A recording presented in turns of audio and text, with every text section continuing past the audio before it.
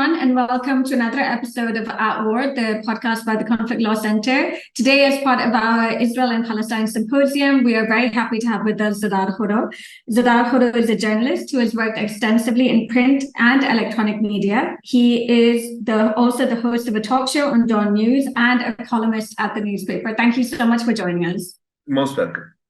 I must say, I love the posters in the background. Thank you so much. I'm going to be constantly distracted trying to read them. But yeah, I will try. Yeah, we wish we could have you in our studio so you could see. That would have been lovely. But yeah, maybe next time. Yeah, inshallah, next time. So I wanted to, before when we've been talking about this, you mentioned that the first column you ever wrote for Dawn was on the Israel-Palestine conflict in the 1990s. And the last one you wrote for Dawn was also on this conflict, so 3 decades later.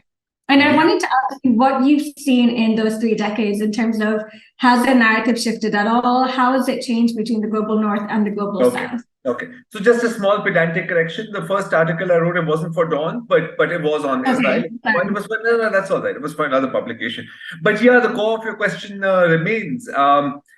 If you ask me what has changed, right? So have you ever seen that movie, Ridley Scott's film, Kingdom of Heaven? I have not. Okay, so it's about the Crusades, and it's about the end of the Crusades, actually, when Salahuddin bin Ayyubi in 1187 AD liberates Jerusalem from the Crusaders. And right at the end of the movie, the protagonist goes and asks Salahuddin, what is Jerusalem worth? And he says, nothing. Then he walks away, and then he turns around and he says, everything. So what has changed? Nothing and everything. Okay. Because, look, we can see clearly, as we have always seen, I think almost uninterrupted, there have been nuances, there have been variations, but we see obviously the unstinting support of most Western capitals, at least the most powerful Western capitals of the world, for Israel. We see their entirety of their mainstream media operating in tandem with that. In fact, acting like the spokespeople for the Israeli Defense Forces, for the Israeli government. So that hasn't changed. What has changed? What has changed is the audience, right? No one's buying it anymore. And that's not just an empty claim. That is, the proof of it is on the streets of those very same Western capitals. The proof of it is when hundreds of thousands of people come out in France, in the United States, for Palestine, wearing keffiyehs, waving Palestinian flags. That was inconceivable to me not just 30 years ago, last year. During the previous year, I think possibly that I speak for many of us when I say that. That took me completely by surprise. I think Generation Z has a major credit goes there, because so much of the narrative, so much of the propaganda has been absolutely rejected. We see that in Germany, where they literally criminalized the mention of Palestine and the waving of the flag. We had people coming out. Nevertheless, right? They arrested one man standing with the Palestinian flag, and the next rally, there were 100 people holding a giant Palestinian flag. Who are you going to arrest, right? In France, Macron is now saying the same things that he was getting people arrested for 3 weeks ago. So it's not just even a public pressure that tends to build up. Everywhere except in the United States of America, where the President Joe Biden, just yesterday was again repeating Israeli lies as a statement of fact about the Al-Shifa hospital, about the beheaded babies. That was the first fake news that went viral in this entire conflict. So nothing has changed, and at the same time, everything has. I think we have reached a tipping point, at least in terms of the public narrative. I would never have imagined it, Ayesha ji. In all my years, I could not have seen this coming. And amidst all the horror, if there is any hope, that is where you find it. Okay, and why do you think that is? Why do you think it's changed so much since 2008 when we had Operation Cast Lead, and 2014 when we had Operation Protective Edge? What's different now in 2023 compared to even, as you say, 2022? Well, okay, so I think the scale of the destruction, the very fact that, the imagery is is horrific. But you can't look away. None of us can look away. And Yeah.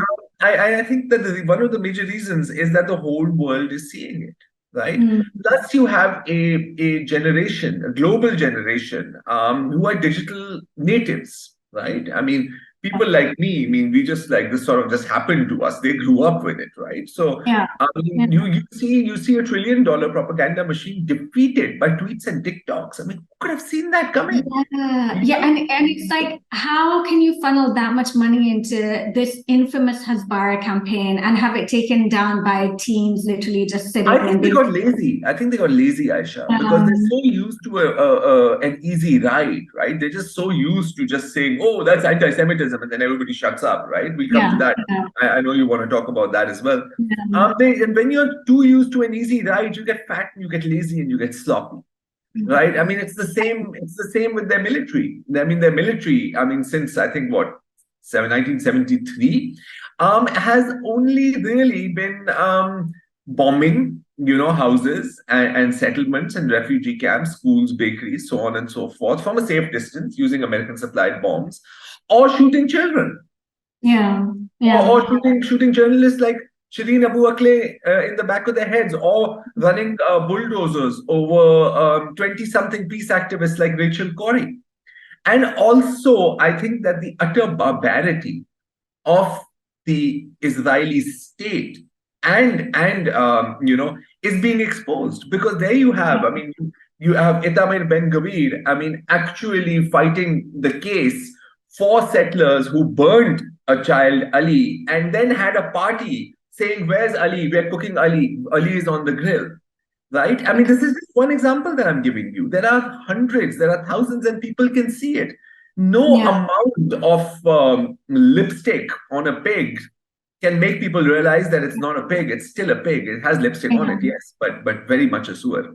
Yeah, and it's so interesting because now every day I open BBC News and I open Al Jazeera and Dawn. So those are kind of the three things I look at, and I read the paper form of the New York Times. It's so interesting to me how much and I think Norman Finkelstein said this. He said the BBC and the Western media outlets, they read like an IDF press release, and They do. immediately just saying, "Oh, the Hamas-run Ministry of Health says that this many people have died," and you're like, Yeah. okay, what the need to, insinuate that these numbers are in some way fabricated. Yeah, which is that's okay. So that whole Hamas and health ministry thing is actually hilarious. I was just watching Mehdi Hassan speaking with some spokesperson of the Israeli government, and he was again like, how can you trust these numbers? They're like, well, Right. if you look at the previous operations, your numbers and their numbers are pretty much the same. I mean, Yeah. plus minus like 12, 20 people. Joe Biden, who's I think about to lead the Democratic Party to a historic defeat. But Joe Biden himself said that, oh, this is the Hamas and health ministry. Dude, your own State Department in over 21 memos has cited as a credible source that same thing. So this is obfuscation. These are distractions. And they Yeah. are completely obvious now. You see, there is you can see through them so clearly. I mean, you're talking about CNN, right? I mean, the IDF's propaganda is so laughable that sometimes I can't tell them apart from a parody account.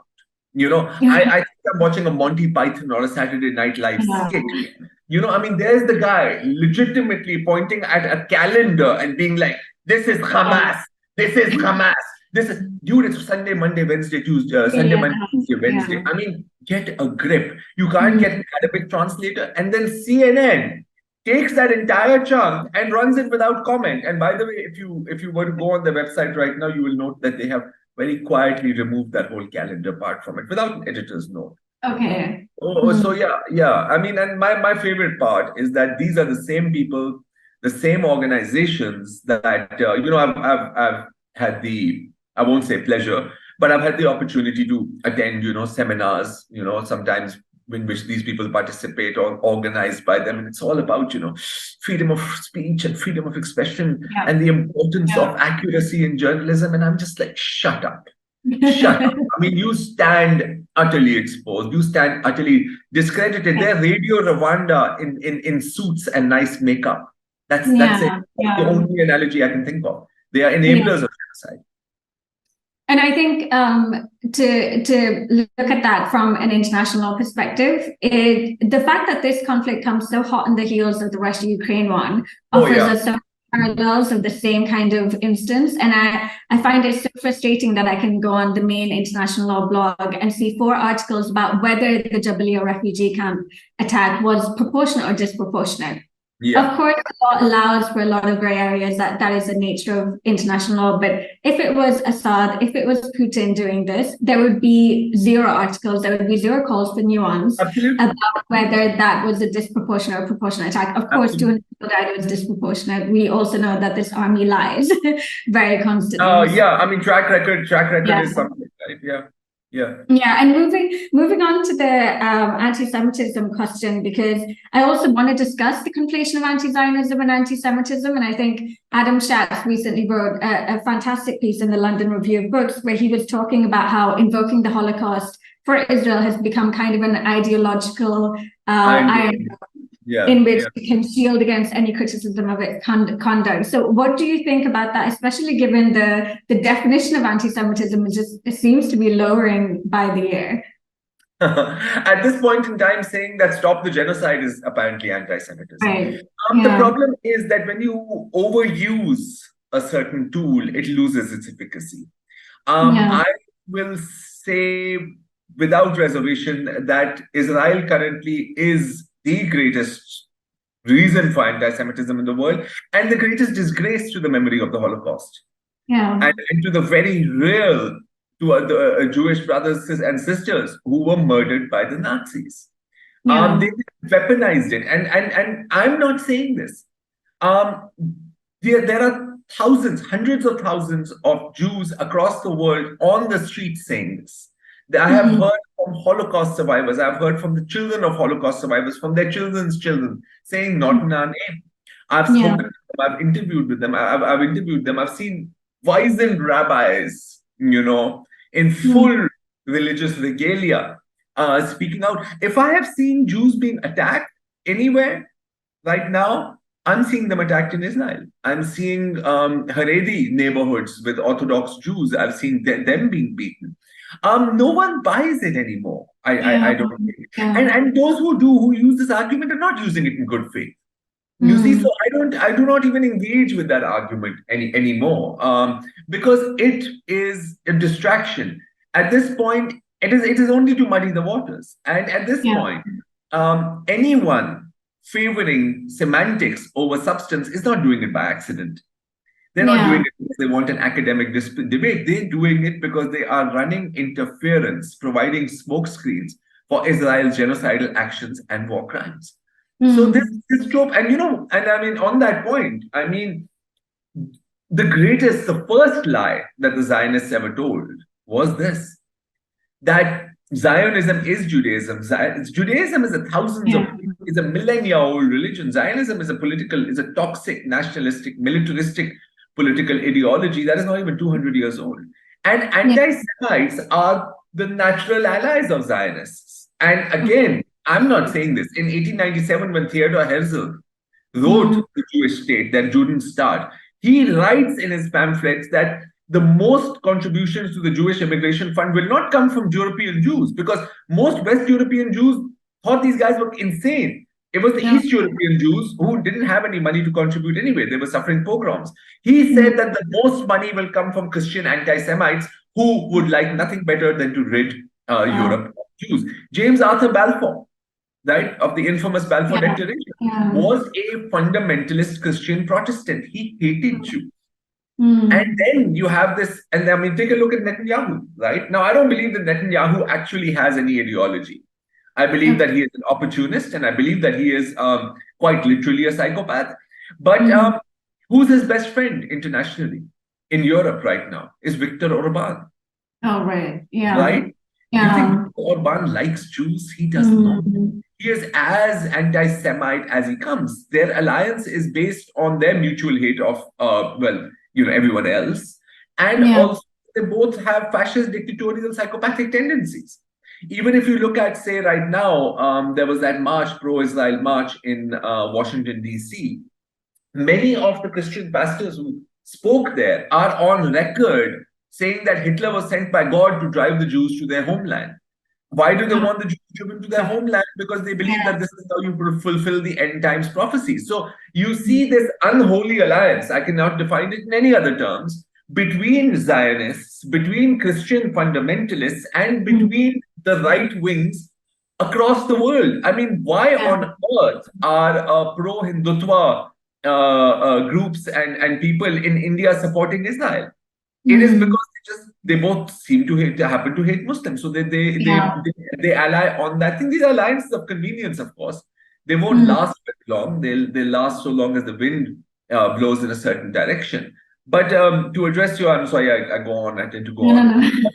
To address your original question, it doesn't work because now they're calling Jews anti-Semites. I mean, where does it end? Right? I read an article in Jerusalem Post, I believe it was Jerusalem Post, saying that, oh, we don't even consider these guys Jews. You know, so what you're excommunicating your own people.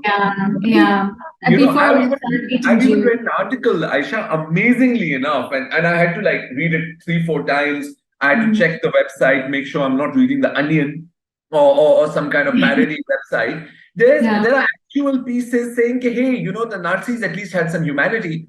They were, I swear to God, I'll send it to you. That they actually had some humanity because, you know, they were ashamed of killing Jews. That's why they did it secretly in concentration camps. So we have reached the stage in Zionist discourse in which they're saying, yeah, Nazis ko bhi to samjho. So, I mean, come on, man. You know, the thing is, you don't have to do anything to demolish their propaganda. They're doing it all on their own. Those whom the gods destroy, they first make insane. Yeah, and it's so interesting, this whole play that the Palestinians are Hitler's pupils, because even when they looked in Ben Gurion's letters, it was exactly that they were just like, they're exactly like Hitler.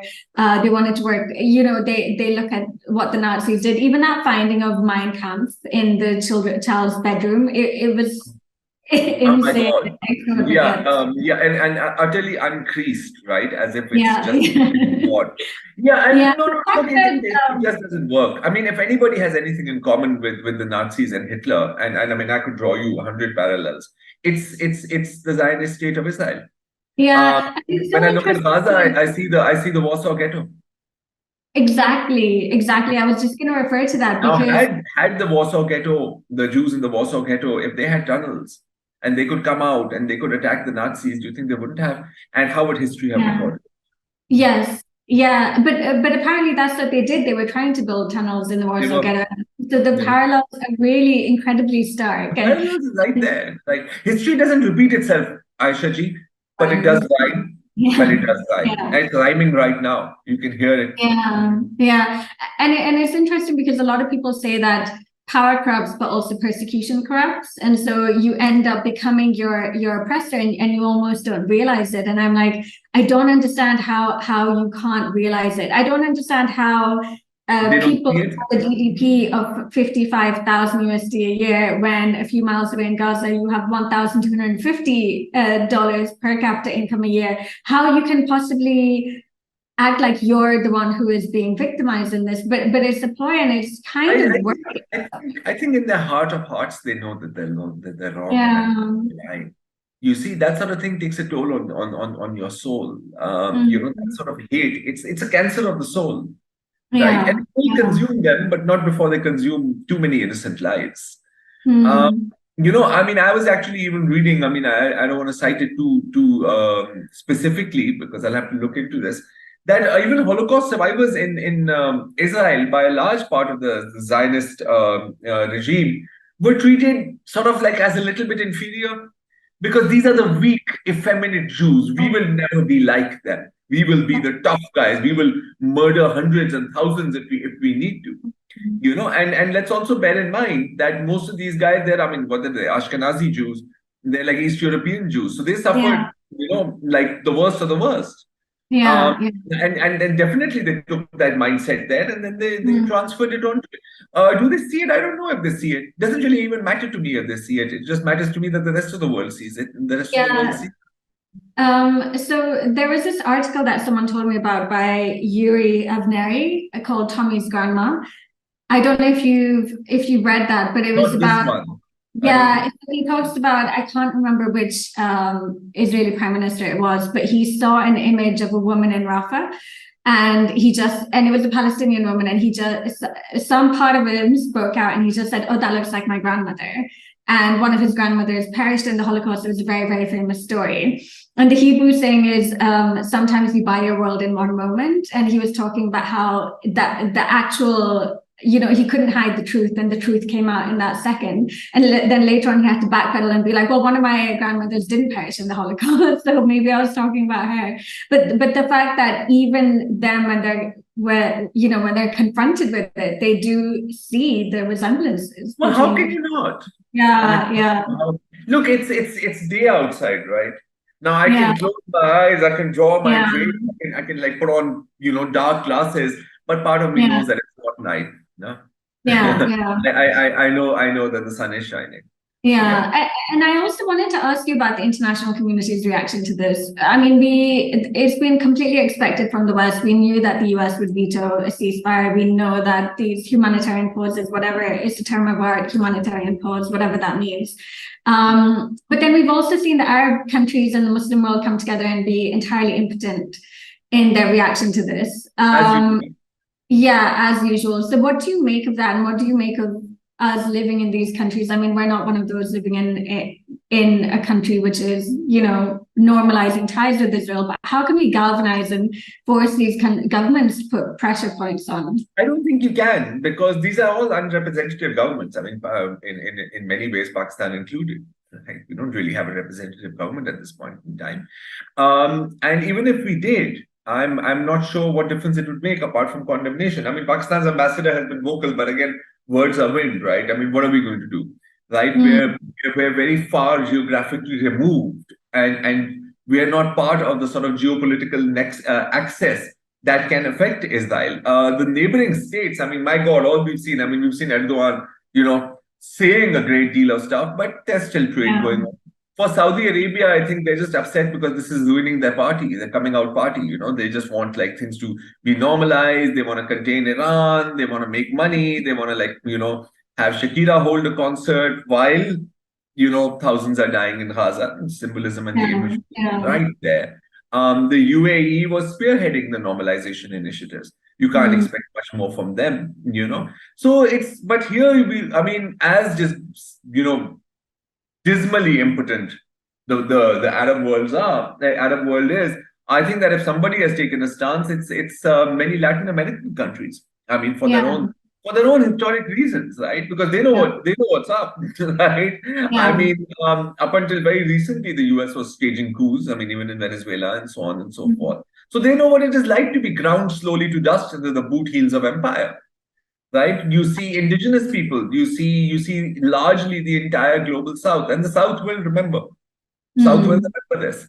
The implications of it are going to be staggering, though, because I know people who were sympathetic to Ukraine, right? I myself was. But now, and even then we questioned, right? Because Sky News is running a whole TV package on how to build a Molotov cocktail. Now imagine if a Palestinian channel had done that. Oh my God, they're like terrorists, all of that stuff will happen, right? So we saw the hypocrisy even then, but again, it's a country that's being invaded. Now I think no one really cares. Another dangerous side effect of all of this is going to be all it shows us, and this was obviously always evident, but we like to sort of pretend that there is such a thing as civilization and a rules-based order, and nothing of the sort really exists, right? Is that the next time a country with the power to get away with murder, mass murder, does it, and the US is like, oh my God, war crimes, oh my God, human rights violations, and then be like, excuse me, and you are? Right? What grounds do you have to do it? Tomorrow, if Putin decides to level Kiev, there's going to be billions of people in the world who will be like, yeah, okay, and anything good on TV? What are you watching on Netflix? So these things are going to happen. So the last guest we had on the podcast, he actually made a claim saying that you have the right, if you claim that they have the right to self-defense, they have the right to resistance against an occupying force, you also have the right to provide them with moral and material assistance under certain General Assembly resolutions, which we might argue that codify international law. So then why aren't you arming the Palestinians to the teeth? Who is you in this case? Sorry? When you say like you have the right to arm them with moral and material support, the international community, whoever takes the international community, right? Yeah. I mean, Iran has supplied them and cooperated with them, but then now you see, I mean, like it's also when we use terms like international community, I mean, don't we really just mean the USA, Canada, Western Europe, Australia, New Zealand? I mean, this goes to what I wanted to ask you in the kind of spirited debate we had on the phone when we were planning this podcast about international law. I know that you're very critical, and I don't blame you for being critical about it, but in terms of international law, all states are juridically equal, which doesn't make sense given their power imbalances, but there's no other way to do it. You're you're a sovereign state. Why can't you go then and arm Palestine? Right? And but by arming Palestine, I don't mean arming Hamas, I mean arming the Palestinian people. Just like the Western world came together and armed Ukraine. And so the question isn't of international law and its double standards, because even if, as you say, okay, international law doesn't work, then what? As far as international law goes, I think it's one of those things that's nice to talk about, but it doesn't really exist. In any meaningful. I'm not saying that there aren't statute books filled with things. I'm not saying that people don't get degrees in it, and I'm not saying it doesn't provide gainful employment. It does. My entire life is just I know. I'm sorry, man. I'm sorry. I think it's one of those things that is powerful against the powerless and powerless against the powerful. And I mean, I don't even need to quantify that, right? I mean, the list of those indicted by the International Criminal Court. The 99% of them are like black, right? Yeah. They're all African. I mean, fine, there was the Bosnian War Crimes Tribunal. They got Milosevic. They got Ratko Karadzic. Yeah, Ratko Karadzic. Got those guys. But I mean, Henry Kissinger is a greater war criminal. So is George W. Bush. So is Joseph Biden, right? Nobody's ever going to prosecute them. I mean, if Putin can be rightly, I may add, charged with war crimes, Netanyahu has killed over 5,000 babies in 1 month. Putin hasn't managed that score in the last, 2 years? Has it been 2 years? It's been 2 years. Yeah. Yes. So, I mean, if you're going to charge Putin, then charge Netanyahu. So it all comes down to, as the Urdu saying goes, jiski lathi uski bhais, right? Whoever has power can impose their will. And that is the lesson that the global community is going to walk away from. Or walk away with from this, that so long as you have the power, you can do whatever it is that you want. And that's pretty much how I see it. I do know, and I would actually like to defer to your opinion on this, because look, I have a cynical worldview about this. I've explained to you my reasonings. Is there any scope for international law here? I'd like to ask you that, and I'm genuinely asking. This is not a gotcha question. I want to know, because I was talking to Sam Husseini, the journalist, and he was like, invoke the Genocide Convention. I know that there are international lawyers talking about it. I know that Spain's Podesta party is talking about it. I think so is Sinn Féin in Ireland. How does that work? So in terms of international accountability, first of all, I would say that I'm a war lawyer, so I look at the UN Charter, I look at the laws of war, and I do look at the Geneva Conventions and find them to be incredibly, incredibly inspiring documents. This was after the Second World War, when the world had, seen so much slaughter, so many of the tragic consequences of war. And when you read what states have agreed to do for other servicemen and for other people's civilians, I do think that they offer a lot of protection. At the same time, we had additional protocols to them in 1977 after the Vietnam War, because we saw what happened in Vietnam, and the international community said, let's come together and let's create new provisions, new protections for war.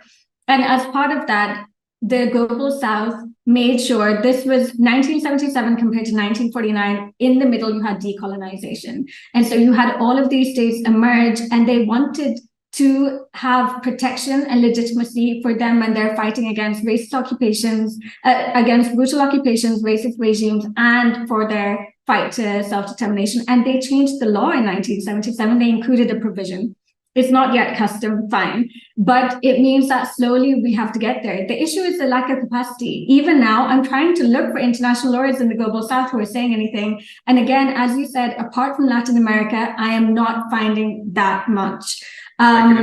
Palestine is making a great case for itself legally. There are some Arab states helping it. The OIC will come together fine, but you don't have the capacity that you have in the global north, because as decolonization happened, all of our best went over to those countries, and the brain drain, all of that kind of stuff. So that is part of it. But at the same time, when I look at the laws of war and look at how they should be changed, 100% the P5 system has to go.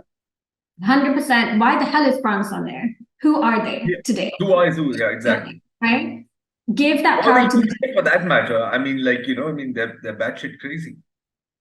Or the who? The UK. I mean, it's not even a serious country anymore, man. I mean, look at that. Seriously. So that needs to change, right? And give that power to the General Assembly and let's see things happen. But in terms of the actual laws of war, there are certain things that should be changed, but I'm pretty sure that as we were saying on the phone when you were like, burn it all down, I was like, burn it down and recreate what? I'm sure you're going to have so many of the same things again. In terms of okay, so I will concede. Yeah. Concede that it is important to have that framework, right? It is important. I mean, it is important to have something to aspire towards at the very least, right? Or some kind of document that you can be like, here, I mean, like, take a look at this, right? So, but ultimately, it is ultimately, of course, we understand, just a piece of paper. And I mean, it's not only just a question of capacity for me, it's also a question of efficacy, right? I mean, look, I'll give a very sort of close to home example. I'm sitting here, right? I commit a crime. Okay. The court sends me a notice, and I just sort of take it and I just sort of tear it in half and I throw it away because I know that the court can't enforce it. Yeah. The reason that I would tremble if I got a court notice would be like, okay, if I ignore this, the cops are going to show up, they're going to handcuff me, they're going to take me down. It's going to be unpleasant. Jails are, dirty, dingy places. Don't want to be there, right? Here, the countries that have the power to get away with murder, again, literally, I'm not saying this metaphorically, literally, mass murder. They know what's going to happen. Is the ICC is not going to send a bailiff down to the White House, right? Zip tie Joe Biden, put a bag over his head, right? Actually has on its books a law called the Hague Invasion Act, which I know. they can invade the Hague if they find. Yeah. I mean, if that's not gangsterism, what is? Right? I tell the Supreme Court of Pakistan that, hey man, if you send someone after me, I'm going to send my boys, they're going to shoot you up. I mean, come on. Right? So I will say about that, in terms of international criminal law, it has largely been a case of victim justice. So even the Nuremberg trials and Tokyo trials, we never saw an American in the docket. We never saw anyone from the Allied powers in the docket. And it was a huge display of victim justice, right? Since then, we've seen the Rwanda Tribunal and the Tribunal for the former Yugoslavia, and now we have the ICC. In terms of the anti-African bias, that's definitely there. At the same time, it is because a lot of these countries then refer their own people to The Hague, which the West doesn't do. So they'll come into like the guy before me. Yeah, he definitely. Charles Taylor, take him out. Exactly that, right? So you don't have that in the West. So I kind of will cut them a little bit of slack in that sense. The current ICC prosecutor, I have a lot of issues with. He deprioritized the crimes of the Americans when he's looking into Afghanistan, which is what the last prosecutor was very, very bold about including. And she also opened the investigation into Palestine. We have a very, very rare case where we have ICC jurisdiction. Whether we're going to see anything come of it is going to be the real test of the ICC now. In terms of, otherwise, we also have the International Court of Justice, which is giving an advisory opinion on the issue of the occupation. And the question is framed in such a way that it's definitely going to give an opinion about whether it is an apartheid state, which now we've had so many reports coming out in recent years from human rights organizations saying it is an apartheid regime and it's committing the crime of apartheid as well. When South Africa says you're an apartheid state, you should listen. Yeah. I don't want to use the G word ever. A lot of people are like, is this genocide? Is that genocide? I'm always like, it's almost never genocide because of the special intent required. Here, there is a very strong case for genocide, and people keep on saying, oh, not enough people have died. You don't even need one person to die for genocide. It's the intent to destroy the group. And the statement by Yoav Gallant and Daniel Hagari, Netanyahu, even members of the Knesset on day one indicated that day one. Again, you see, like I've seen a lot of people, like, I mean, for example, The Atlantic, the publication, The Atlantic, the editor in chief of which, by the way, is a former volunteer Israeli prison guard. So, I mean, I don't know if that covers their coverage at all, but they've been leading the charge on this. Oh, no, you can't technically call it a genocide. You see? So again, you see, these are not good faith arguments. These are bad faith arguments. But I will say about international criminal law that you have now universal jurisdiction. So you have 1,000 court cases open around the world against IDF commanders. So all of the people who are pro-Palestine, Zippy Livni had an arrest warrant against her in London, which meant that she couldn't travel there, which is like, okay, who cares? She misses a summer in Hyde Park. Like, it doesn't matter. But the point is to make it so these leaders can't travel around and go anywhere, which is what they're doing currently to Putin, and we should also do to the IDF. So I understand your criticism, but I will have to defend my own job. I concede your points, right? Look, I mean, I do understand like the limitations of my knowledge here, and I do understand that this is, I mean, it may not be, okay, to me, it's not the main battleground, right? But it is an important battleground. Right. This is a sort of a war that's being fought on many fronts, and this is undoubtedly one front, if nothing else. Nothing else at all, at least it adds a degree of moral pressure. And any degree of pressure is better than no pressure at all.